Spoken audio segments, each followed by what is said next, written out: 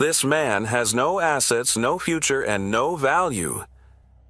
Greta Feldman's voice echoed through the courtroom like a death sentence. She was pointing at me, her manicured finger extended like a weapon, her Cartier bracelet catching the fluorescent light. 48 years old, senior partner at Feldman and Associates, the most expensive divorce attorney in the state. She charged $850 an hour to destroy men like me. And she was very, very good at her job. Your Honor, let me paint a picture for you. She began pacing, playing to the gallery like this was a Broadway performance. Vincent Hale was once a promising entrepreneur. He had ideas, ambitions, dreams. She paused dramatically. He had a startup called Prometheus AI, worked on it for over a decade, and what came of it? Nothing. The company never turned a profit, never secured significant funding, never achieved anything of substance. That wasn't true, but I stayed quiet. Today, Vincent Hale lives in a one-bedroom apartment in Riverside Heights. He drives a 2009 Honda Civic with 187,000 miles on it. His bank account, as of last month's statement, contains exactly $2,847.63. She held up a document. My bank statement, the one Miranda had subpoenaed. He cannot afford a decent suit. She gestured at my clothes. A gray jacket from Goodwill, a tie from a clearance rack, shoes I'd owned since 2015. He cannot afford a reliable car. He cannot even afford diapers for his own 2-year-old daughter. Someone in the gallery snickered. Your Honor, my client has been the primary breadwinner of this family for 6 years. She earns $85,000 annually as an interior designer. She paid for the house, the cars, the vacations, the lifestyle. And now, this man with no assets, no future, and no value, wants half of everything she's built? Greta Feldman turned to face me directly. Her eyes were cold, predatory. The eyes of a woman who had never lost a case and didn't intend to start now. Give him nothing. Your Honor, he deserves nothing. The courtroom erupted in murmured laughter. I could hear it rippling through the gallery, the sound of people enjoying my humiliation.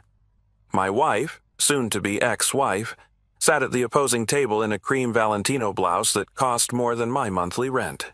She was smiling, that cold, victorious smile I had come to know so well over the past year. She thought she had won. They all thought they had won. Judge Raymond Cortez, 61 years old with silver hair and reading glasses, looked at me over the rim of his spectacles. Mr. Hale, do you have anything to say in response to these claims?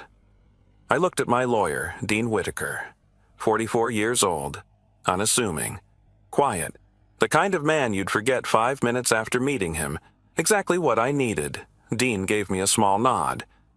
I reached into my jacket pocket, pulled out a single business card, placed it on the table, and sat back.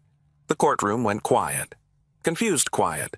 The kind of silence that falls when people don't understand what they're seeing. Greta Feldman stared at the card like I had placed a dead fish on the table. What is this? Pick it up, I said. Read it. She hesitated. Looked at Judge Cortez, who shrugged. She picked up the card, read it, and went pale. The card was simple. White, elegant, embossed lettering. Vincent Hale, co-founder and chief technology officer, Prometheus A. iSystems acquired by Google, $347 million. Greta Feldman's hand was trembling, just slightly, just enough for me to notice. This must be fake. It's not fake, Dean said, standing for the first time since the hearing began. The acquisition was finalized on December 15, 2023. The deal was confidential, subject to an NDA that has since expired. My client's share of the sale, after taxes and partner distributions, was $127 million. The courtroom gasped. Miranda's smile vanished. That's impossible, she said, her voice cracking. The company was worthless. He told me it was worthless. He said, I never told you anything, I said quietly. You assumed. There's a difference. Judge Cortez held up a hand for silence. Mr. Whitaker, do you have documentation to support these claims? I do, Your Honor. Dean opened his briefcase and pulled out a thick folder. transaction records from the acquisition, bank statements showing the deposit of funds into accounts controlled by my client, trust documents, investment portfolios, all verified by independent forensic accountants. He handed the folder to the bailiff, who passed it to the judge.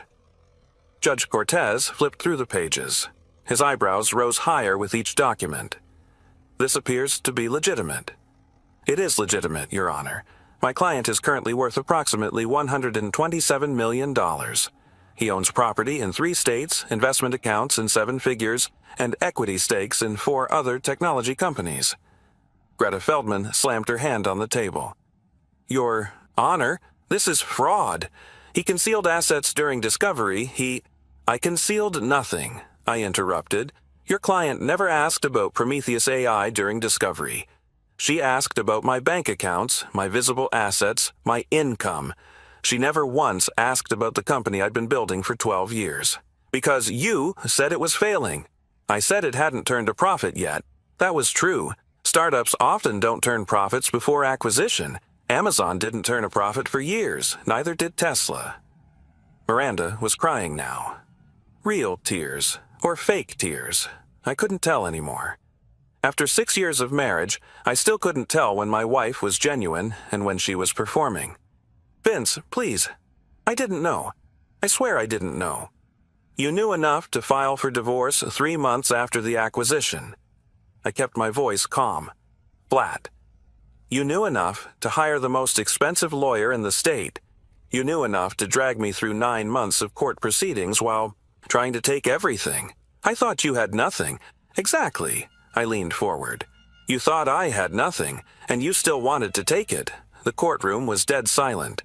You weren't divorcing me because I was poor, Miranda. You were divorcing me because you didn't love me, because you had someone else, because you thought you could take my daughter, take whatever scraps were left, and move on with your life. That's not... Don't. My voice hardened. Don't lie to me in front of a judge. You've done enough lying for 1 lifetime. I nodded to Dean. Your Honor, he said, we have additional evidence to present, evidence that goes beyond my client's financial status. Judge Cortez set down the folder. Proceed. Over the past 14 months, my client's wife has been engaged in an extramarital affair with one of her clients, a woman named Claudia Renner. Miranda's face went white. We have photographs, text messages, hotel receipts, and financial records, showing that Ms. Renner has been funding this divorce proceeding in exchange for a percentage of any settlement obtained from my client. Dean pulled out another folder. More documents, more evidence.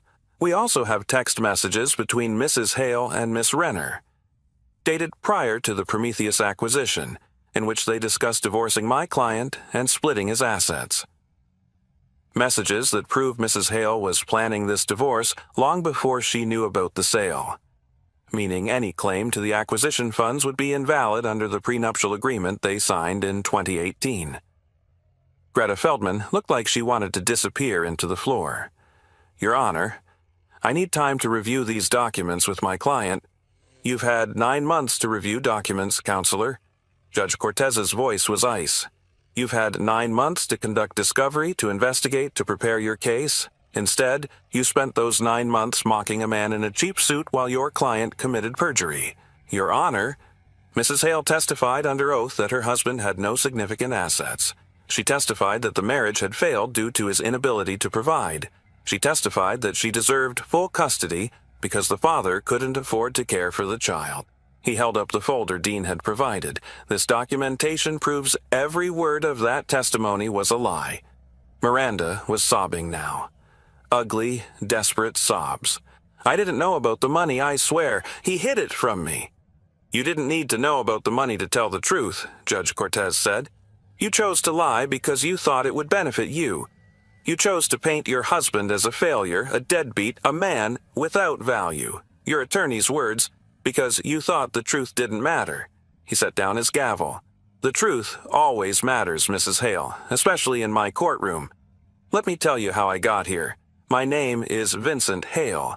I was born in 1984 in San Jose, California, the heart of Silicon Valley. My father was an electrical engineer at Intel. My mother was a high school math teacher. They weren't wealthy, but they valued education, hard work, and the belief that technology could change the world. I believed it too.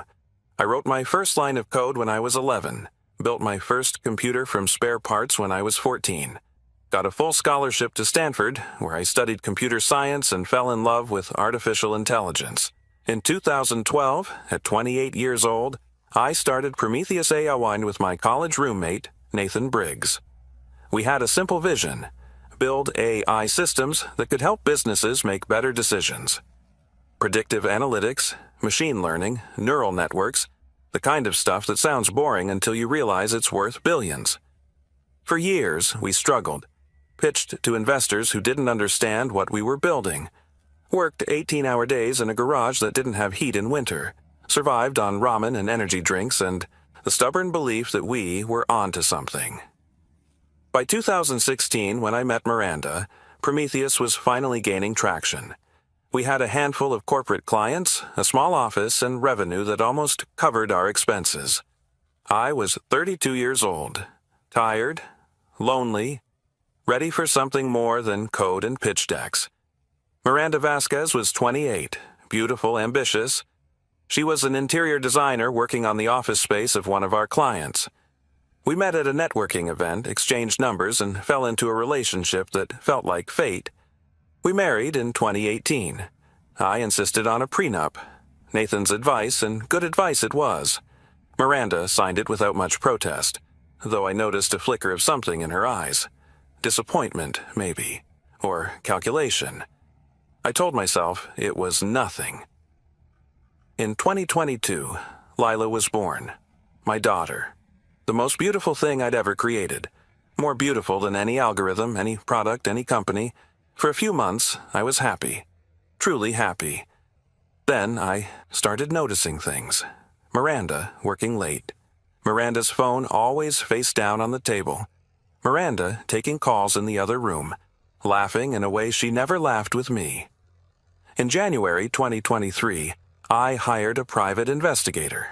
By June 2023, I had everything I needed. Her name was Claudia Renner, 45 years old, wealthy, divorced twice. One of Miranda's biggest clients, a woman who paid $200,000 to have Miranda redesign her penthouse in Pacific Heights. Their affair had started sometime in late 2022 during the penthouse project. What began as professional admiration became personal, then physical, then something else entirely. The PI documented everything: photos of them together at restaurants, hotels, private clubs, records of gifts Claudia bought for Miranda, jewelry, handbags, a weekend trip to Napa that Miranda told me was a design conference. But the most damning evidence was the text messages. Claudia, when are you going to leave him? Miranda, soon. I'm just waiting for the right moment. Claudia, the prenup? Miranda, his company is worthless. Even if it sells, there won't be much. I'll get the house, the car, child support, enough for a fresh start. Claudia, and then we'll be together? Miranda, and then we'll be together. I promise. That conversation was dated March 2023, 9 months before Google acquired Prometheus AI for $347 million. When I read those messages, I felt something I hadn't expected. Not anger, not heartbreak, relief. Relief that I finally understood. Relief that I wasn't crazy for sensing something wrong in my marriage. Relief that I could stop pretending everything was fine. And then I felt something else. Determination. If my wife wanted to play games, I would play games, and I would win. The acquisition talks with Google started in August 2023. By then, I knew 3 things. 1, my wife was having an affair and planned to divorce me. 2, my company was about to be worth a fortune. 3, I needed to protect my assets without breaking any laws. I consulted with 3 different lawyers. All of them told me the same thing. The prenup was solid, but divorces are unpredictable. Judges have discretion. Circumstances change. If Miranda found out about the acquisition before the divorce was final, she could claim I had hidden assets, could argue for a larger settlement, could drag the proceedings out for years. So I did something counterintuitive. I hid in plain sight. I moved out of our house and into a one-bedroom apartment. Told Miranda I needed space to think. She was happy to see me go. More time with Claudia, fewer questions to answer. I sold my Tesla and bought a 2009 Honda Civic. Cash transaction, no financing. I stopped buying new clothes. Wore the same 3 suits on rotation, let my hair grow a little too long, my beard a little unkempt. I closed my visible bank accounts, the ones Miranda knew about, and moved the money into trusts, holding companies, investment vehicles that wouldn't show up on a standard financial disclosure. When the Google deal closed in December 2023, my share was wired to accounts that existed on paper but were invisible to anyone who wasn't looking very, very hard. And Miranda wasn't looking. Why would she? She already knew I was a failure. She'd decided that years ago. When she filed for divorce in February 2024, she didn't ask about Prometheus, didn't ask about acquisitions or stock options or company valuations. She asked about bank accounts, real estate, vehicles, the standard checklist of a spouse trying to squeeze blood from a stone. I gave her exactly what she asked for, a stone, and I waited. The hearing on March 15, 2024, was supposed to be Miranda's victory lap. Her attorney had spent 9 months building a case around one central narrative. Vincent Hale was a failure who couldn't provide for his family, and Miranda Hale was a successful professional who deserved everything. They submitted financial documents showing my meager bank account. They submitted testimony from friends and family describing my obsession with a failing company. They submitted psychological evaluations suggesting I was detached from reality about my business prospects. They built their entire case on the assumption that I was worthless, and then I placed that card on the table. The aftermath was swift. Judge Cortez called a recess to review the evidence Dean had submitted. When we reconvened 2 hours later, his demeanor had changed completely. "I've reviewed the documentation provided by Mr. Hale's counsel," he said. "The acquisition of Prometheus AI by Google is verified. Mr. Hale's current net worth is approximately $127 million. The prenuptial agreement signed by both parties in 2018 is valid and enforceable." Miranda's lawyer tried to object. "Your Honor, the prenup was signed under duress. My client was young, in love, she didn't understand. The prenup was reviewed by independent counsel on both sides," Judge Cortez interrupted. "Mrs. Hale had her own lawyer explain every clause before she signed. This argument is frivolous and I will not entertain it." Greta Feldman fell silent. "Furthermore," the judge continued, "I've reviewed the text messages and financial records showing that Mrs. Hale planned this divorce prior to any knowledge of the Prometheus acquisition. This means the acquisition funds are not marital property under the terms of the prenup."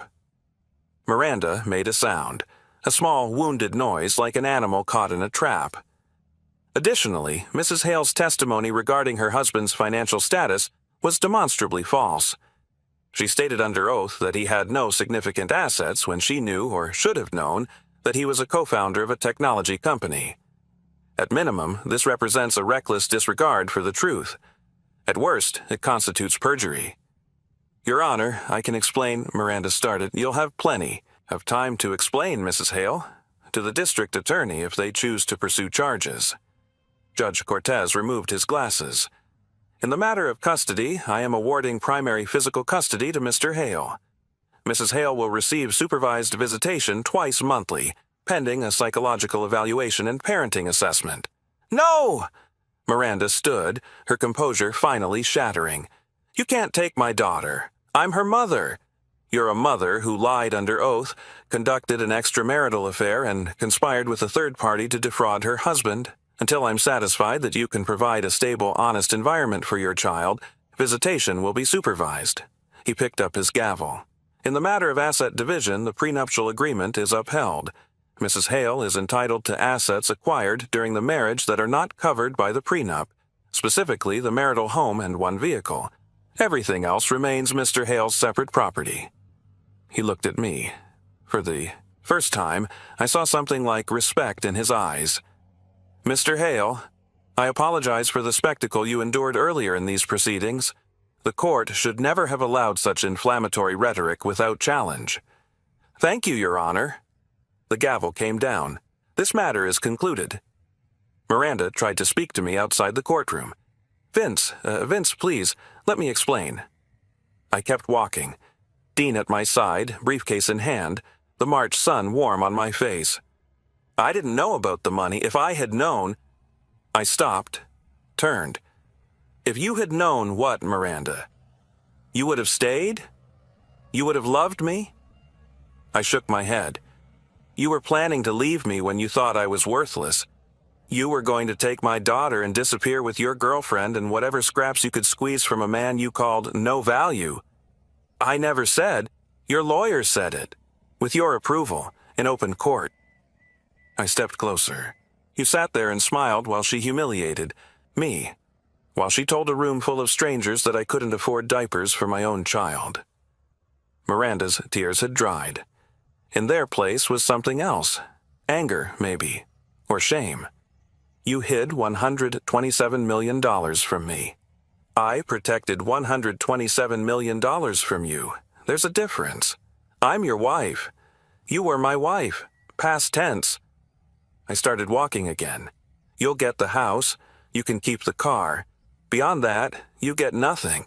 Not because I'm cruel, because you signed a prenup and you chose to violate our marriage and you chose to lie under oath. This isn't fair. I stopped one last time, looked back at the woman I had loved, had married, had created a child with.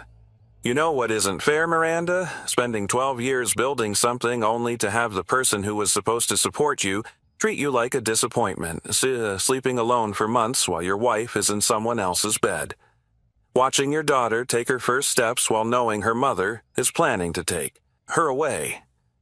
I pulled my car keys from my pocket, the keys to the 2009 Honda Civic.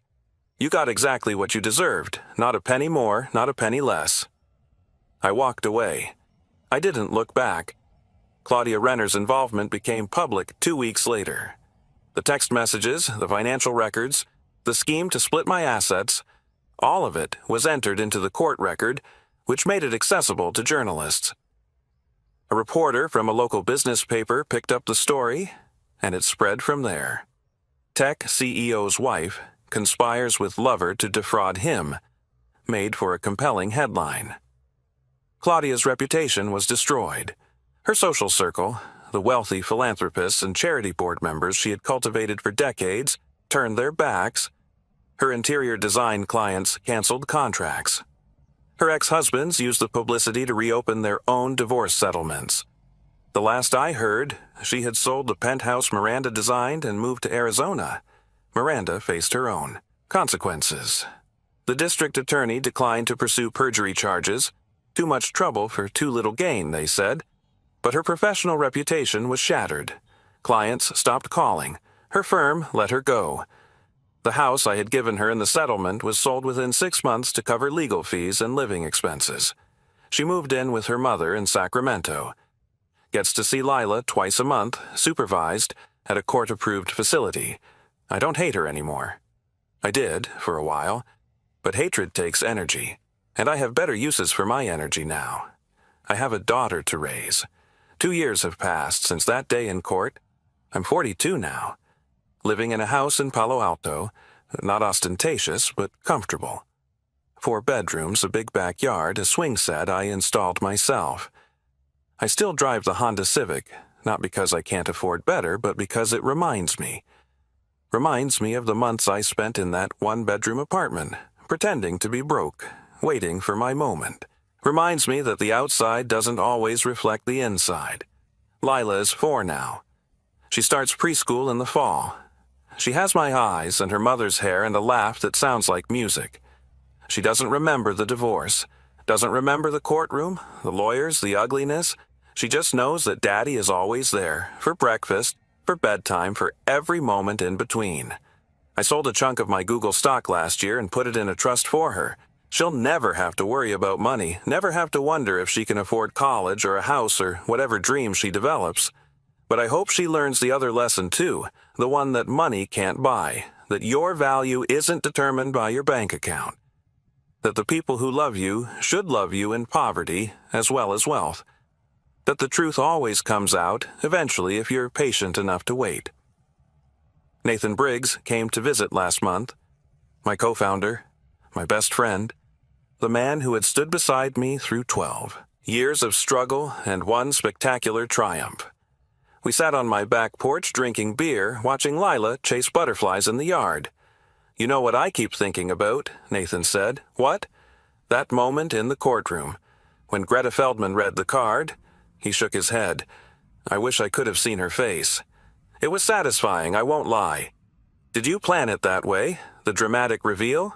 "Not exactly. I knew I would have to disclose the acquisition eventually. The NDA expired in March. But the card," I smiled. "The card was Dean's idea. He said if we were going to reveal the truth, we might as well do it with style." "Style?" Nathan laughed. "You went from no assets, no future, no value to $127 million in about 30 seconds. That's not style. That's poetry."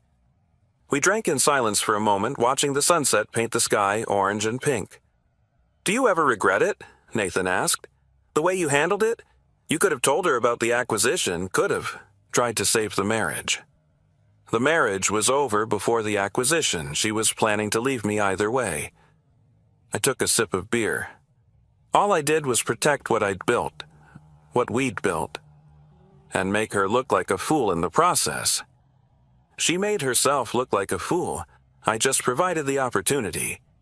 Nathan nodded. "Fair enough." Lila ran over, out of breath, holding a dandelion. Daddy, I found a wish flower." "You did? What are you going to wish for?" She scrunched up her face, thinking hard. "I wish for ice cream." "That's a good wish. Maybe it'll come true after dinner." She squealed with delight and ran back to the butterflies. "She's happy," Nathan observed. "She is. That's all I wanted in the end. For her to be happy. And you? Are you happy?" I watched my daughter play in the golden light of a California evening, thought about everything I'd been through, the years of struggle, the betrayal, the courtroom, the triumph. "Yeah," I said. "Finally. I think I am." I got a letter from Miranda last week. Handwritten. 3 pages. The most she'd communicated with me since the divorce was finalized. She apologized. Really apologized, not the fake apologies she'd offered in the courtroom. She admitted that she'd been wrong, that she'd been selfish, that she'd thrown away something real for something hollow. She asked if she could have more time with Lila. Not unsupervised, she understood that wasn't possible yet, but more frequent visits. She wanted to be part of her daughter's life. I thought about it for a long time. Part of me wanted to say no, to punish her forever for what she'd done, to make sure she felt the same pain she had inflicted on me. But that's not who I want to be. And it's not what Lila needs, I wrote back. Said we could discuss increasing visitation once she completed a full year of therapy. Said Lila deserved a relationship with her mother, even if that mother had made terrible mistakes. I'm not forgiving Miranda. I'm not forgetting what she did, but I'm moving forward. For Lila's sake and for my own. There's a moment I keep coming back to. That silence in the courtroom after Greta Feldman read the card. That perfect crystalline silence when everything changed. She had spent 30 minutes destroying me, calling me worthless, telling the world I had no value, no future, no right to exist, and then, in one moment, everything she said was revealed as a lie. I think about that moment when things get hard, when I doubt myself, when I feel like a fraud, when the old insecurities creep back in. I remember they called me worthless, and they were wrong.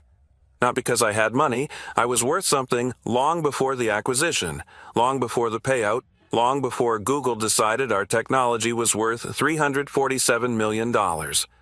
I was worth something because I worked hard, because I showed up every day, because I built something real while everyone around me saw only failure. Money doesn't make you valuable. Character does. And when my character was tested, when I had every reason to be bitter, vengeful, destructive, I chose a different path. I played by the rules. I protected what was mine without breaking laws or harming innocents. I waited for the truth to come out instead of forcing it. That's what I want Lila to learn. Not that her father is rich, but that her father is honest. It's Sunday morning now. Lila is at the kitchen table, eating pancakes I made from scratch. Blueberry, her favorite. She's got syrup on her chin and a smile on her face. Daddy? Yeah, baby? Are we going to go to the park today? If you finish your pancakes. She shovels another bite into her mouth, determined. I watch her and think about the future, about all the moments I almost lost and all the moments I still have ahead. The courtroom seems like a lifetime ago now. The humiliation, the laughter, the cold certainty that I was about to lose everything. But I didn't lose everything. I won. Not because I was richer than they thought. Not because I had a card in my pocket that changed the game. Because I knew my worth. Even when no one else did. And that made all the difference. Thank you for listening. Share this with someone who needs to hear it. A man who's been told he's worthless. A woman being underestimated by people who should know better. Anyone who's ever sat in silence while the world laughed at them, knowing that someday, the truth would come out. It will come out. I promise. Just be patient, be strategic, be honest, and when the moment comes when you finally get to place your card on the table, make sure they're watching, because there's nothing quite like watching someone who mocked you realize exactly how wrong they were. Nothing in the world.